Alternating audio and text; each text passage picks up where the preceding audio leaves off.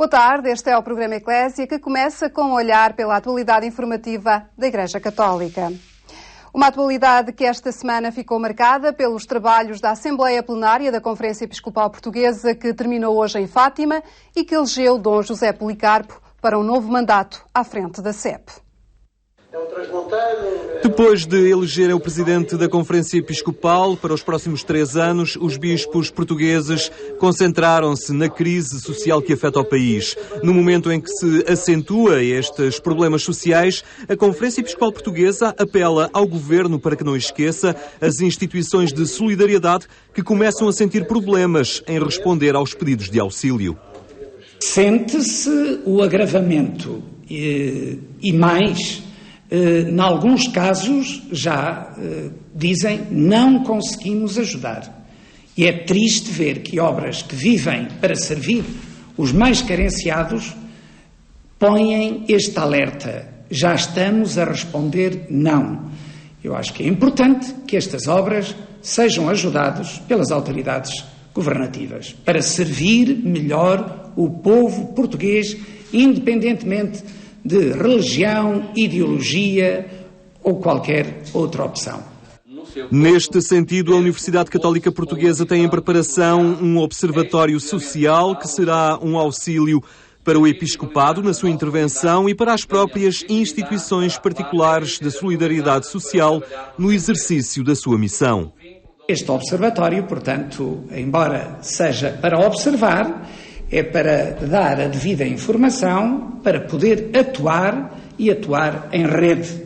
Portanto, todas as organizações ligadas à Igreja, com a sua autonomia, naturalmente, como sejam as misericórdias, os centros sociais paroquiais, os lares de terceira idade, os jardins de infância, enfim, tudo isso onde se exerce, pois, a ação social da Igreja para haver essa informação e o discernimento devido e a ação que é necessária. A poucas semanas de mais um ato eleitoral, os bispos portugueses não farão nenhuma mensagem alusiva, mas alertam para a importância deste ato cívico que acontece num momento sensível para o país. Apelam para que este momento privilegiado de exercício da cidadania seja aproveitado e, portanto, seguramente lutando contra a abstenção e para que saibam votar naqueles que têm o perfil adequado, portanto, os valores éticos que defendem, a verdade que proclamam, a honestidade e a atenção aos mais carenciados.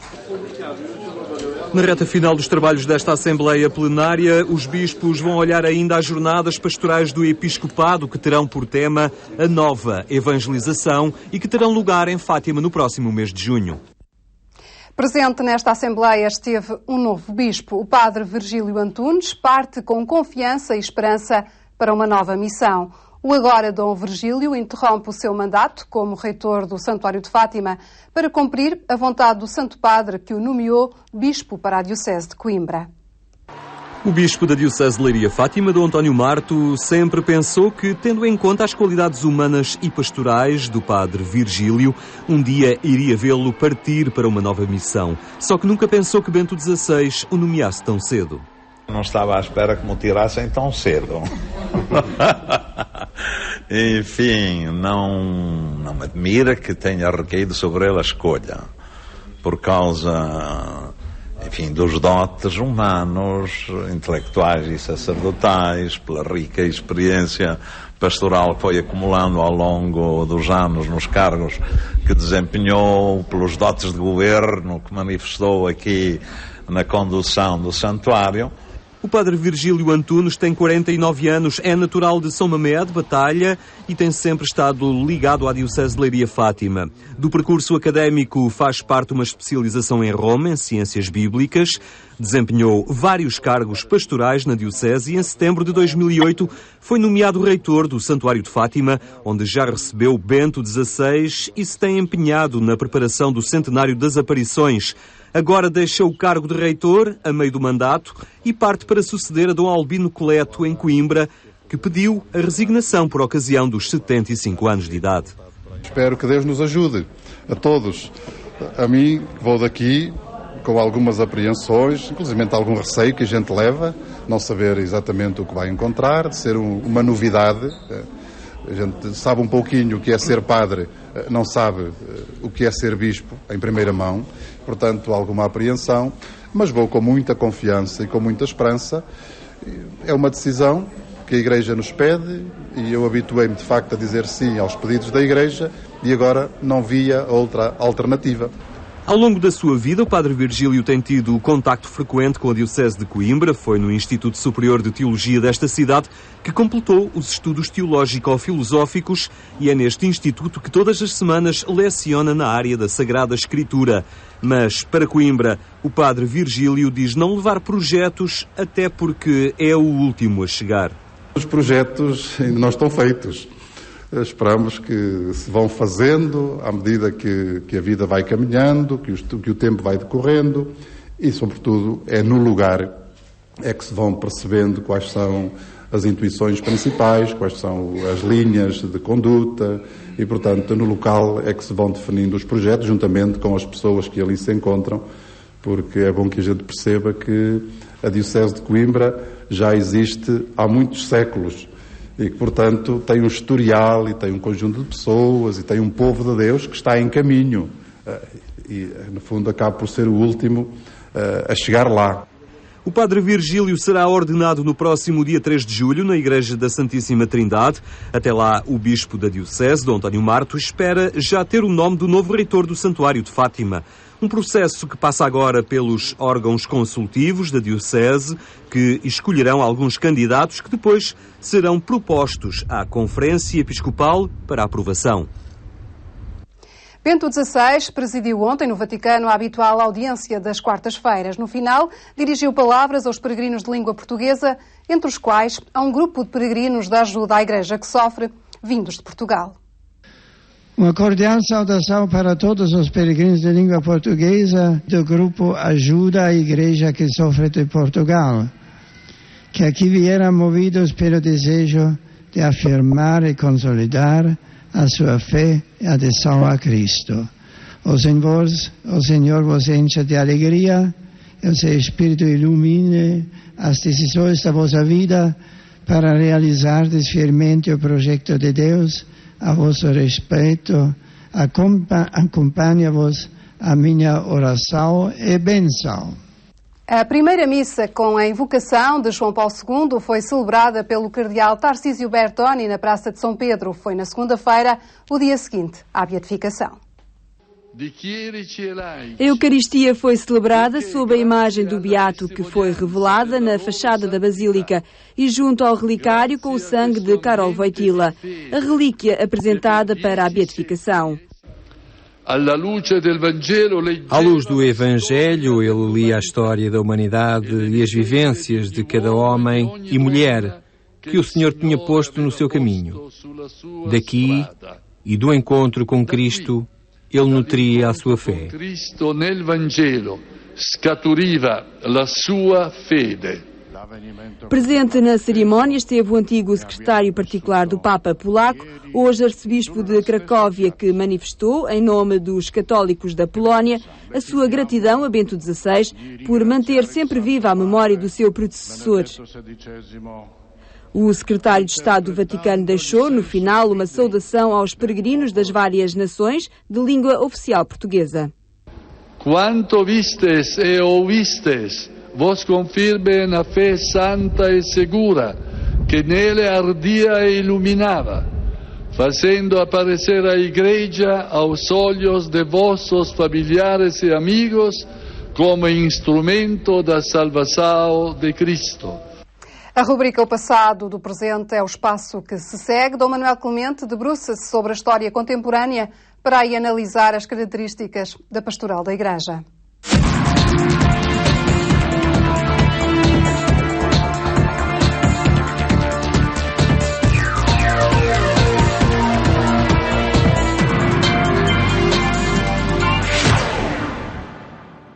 Em cada pontificado é possível descobrir uma incidência específica para a presença da Igreja na sociedade. É esse o ângulo de abordagem que o Sr. Manuel Clemente nos tem proposto. Cumprimento antes de mais, muito boa tarde. Boa tarde, Paulo. É esse o ângulo de abordagem que nos tem proposto para percebermos o percurso da presença da Igreja na pastoral contemporânea ao longo do século XX, a partir da história de cada um dos pontificados. E agora, Paulo, todos os nossos telespectadores já vimos para muito perto, então para mim é pertíssimo, não é? Desde o pontificado de Pio XII, que foi o Papa da minha infância, tudo para mim é já pessoal, não é? Então agora falar de Paulo VI é pessoalíssimo também. E ao longo destes pontificados nós reparamos como a pastoral da Igreja, isto é, a ação de levar o Evangelho à vida das pessoas, quer dentro, quer fora da mesma Igreja, tem sido, digamos, diversificada e acrescentada. E falávamos do caráter muito sobrenatural da pastoral de Pio X, no princípio do século XX, depois essa sua grande projeção internacional em termos de órgão de pacificação, que a Santa Sé e a Igreja em geral vão assumindo desde Bento XV, depois a grande militância organizada de Pio XII, depois a apresentação da Igreja como um grande corpo coeso, no rescaldo de tantos conflitos mundiais, que é típico de Pio XII, a Igreja ali que se projeta em todos os setores da sociedade e da cultura à volta do pontificado e já com um caráter universalista acentuado. Depois, e finalmente, no último programa, como o Papa João XXIII se deixou dominar por aquilo que ele sentiu ser o Espírito de Deus, quer nos apelos do mundo à Igreja, quer na própria potenciação carismática da mesma Igreja. Portanto, tudo isto se vai acentuando na pastoral e cada um destes pontificados traz a sua achega específica.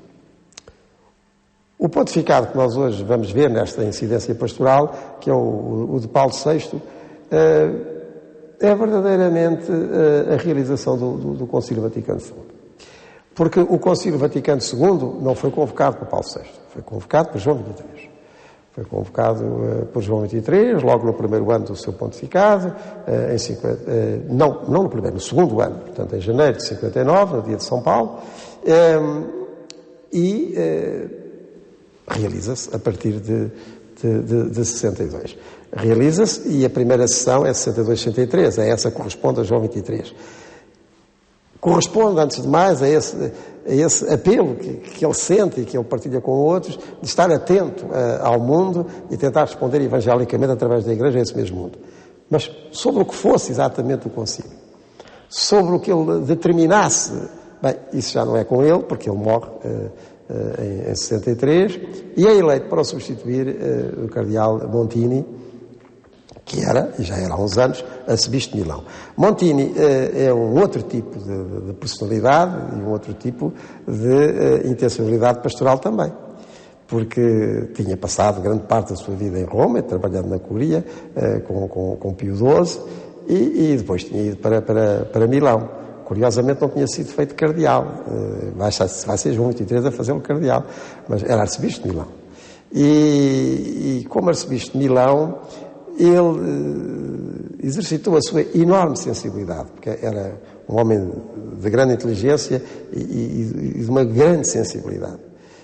Exercitou a sua sensibilidade numa diocese imensa, como é Milão, em relação a tudo isto que tem a ver com a cultura, que tem a ver com o social, que tem a ver com o mundo operário e com os problemas que ele sofria e levantava na altura, tem a ver com estes grandes debates contemporâneos. É um Papa muito europeu, muito contemporâneo, e muito sensível, muito inteligente.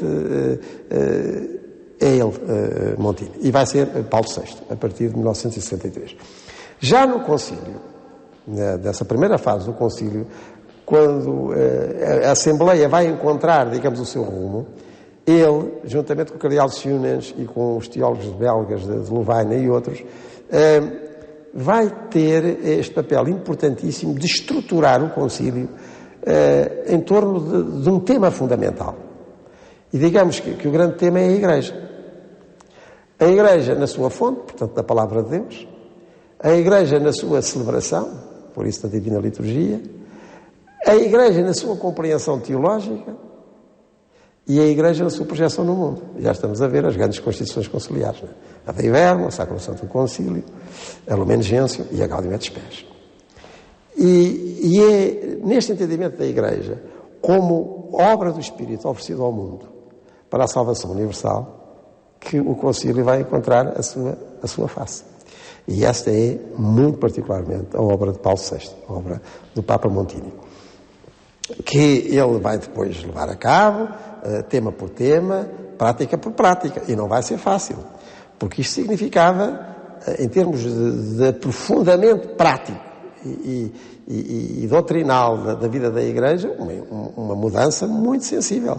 De uma Igreja que até aí, e concretamente no pontificado de Pio XII, se tinha apresentado de uma maneira tão estruturada, tão organizada, tão dentro de si mesma, né? E depois a partir de si mesma proposta ao mundo, para uma Igreja que vive no mundo como uma oferta do Espírito, mas que também esse Espírito está presente no mundo a suscitar a ação da Igreja. Né? E por isso, num diálogo que é, aliás, o tema da sua primeira encíclica, a Ecclesiam Suam. Não é? Como é que a Igreja dialoga dentro de si e dialoga com o mundo? Já sabemos que o diálogo tem os seus riscos, porque exige uma desinstalação muito grande, a que espíritos muito estruturados, noutra organização mais sólida, mais compacta, mais convencida de si mesma, vão ter dificuldade em adaptar-se. Mas eu peço ao Paulo, para este propósito, ler também um trecho de Laboa que acho muito incisivo. Não há dúvida de que o motor da mudança e da aplicação do concílio foi Paulo VI. É impressionante a bateria de disposições com que se aplicaram à vida pastoral e prática da Igreja as decisões conciliares.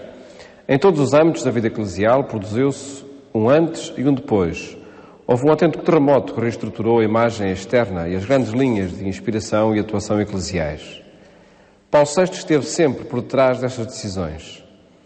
Um mês antes de morrer, declarou como objetivo primordial do seu ministério a defesa da fé e a defesa da vida humana e manifestou-se fortalecido e sustentado pela consciência de ter confessado a Cristo de maneira constante e incansável diante da Igreja e do mundo. Ora está, tudo isso é importante. A fé, a vida humana, Cristo, diante da Igreja e do mundo. Tudo isso. Acho que Laboa é muito certeiro ao classificar a pastoral de Paulo VI, ou a incidência pastoral do pontificado do Papa Montini. Porque a fé, quando nós chegamos ao ano santo de Montini, 1975, ele também fará uma declaração de fé.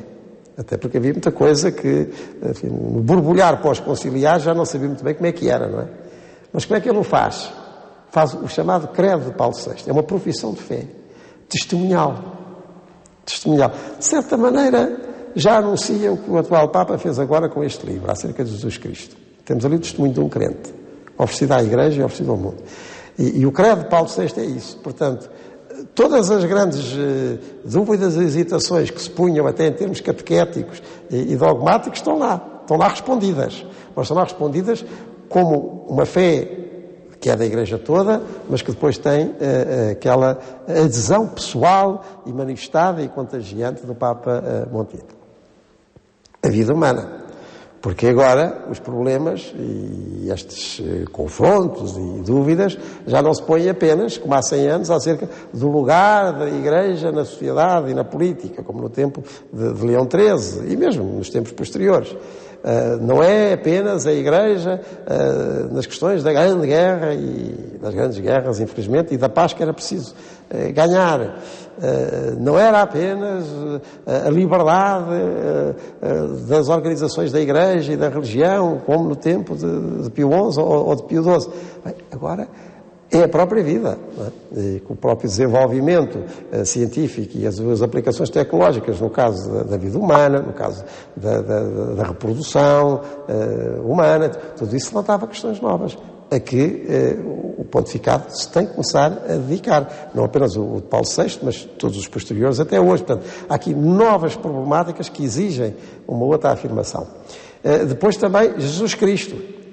Porque se nós podemos dizer, procurar um polo, uma afirmação central nos pontificados de Paulo VI e seguintes, e João Paulo II de que maneira, é a pessoa de Jesus Cristo. Até hoje, não é? Portanto, essa afirmação cristológica e cristocêntrica da Igreja. E depois também o mundo, porque é com Paulo VI que nós começamos a ver o Papa itinerante. As grandes viagens desta pastoral pontifícia, que tanto marcam depois a pastoral da Igreja em geral, começam com Paulo VI. Até aqui em Fátima, nós estamos a gravar este programa nessa imemorável visita de 1967. Portanto, essa memorável, visita de 1967. O pontificado de Paulo VI ganha um impacto também, podemos já dizer, mediático, porque isso tem tudo também cobertura televisiva muito grande. Portanto, é uma igreja em diálogo a partir de Jesus Cristo e nas novas fronteiras que esse diálogo exige ou que esse diálogo impõe. A igreja como reflexão. E que foi ganhando, por certo, depois muitas e novas configurações no pontificado de João Paulo II, que veremos então de hoje a 8 dias, quando nos voltamos a encontrar para esta análise histórica sobre a presença da igreja na época contemporânea.